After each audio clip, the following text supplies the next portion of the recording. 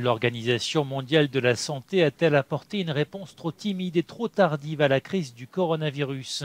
Donald Trump pointe aujourd'hui les erreurs de l'agence onusienne quand le Covid-19 n'était encore que sur le territoire chinois. Car pour le président américain, l'épidémie aurait pu être endiguée si la situation avait été mieux analysée sur le terrain. En janvier, le directeur général de l'OMS, alors en déplacement en Chine, saluait la réponse de Pékin à la crise. Vous avez lancé une série de mesures de santé publique, c'est très important et nous en sommes vraiment fiers, disait-il alors.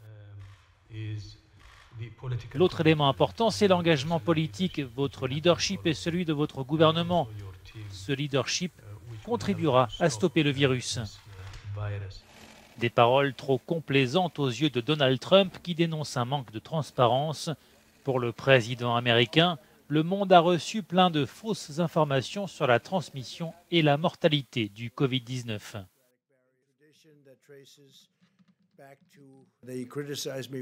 L'OMS m'avait vivement critiqué lorsque j'ai dit que nous allions fermer les vols en provenance de Chine, et en particulier de certaines parties de Chine.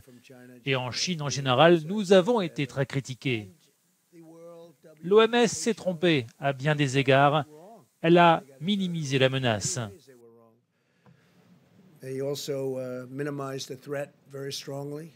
Donald Trump a donc décidé de sanctionner l'OMS en suspendant la contribution américaine comprise entre 400 et 500 millions de dollars par an, une décision dénoncée par le chef de la diplomatie européenne Joseph Borrell, pour qui les efforts de l'OMS sont plus que jamais nécessaires pour contribuer à contenir et à atténuer la pandémie de coronavirus.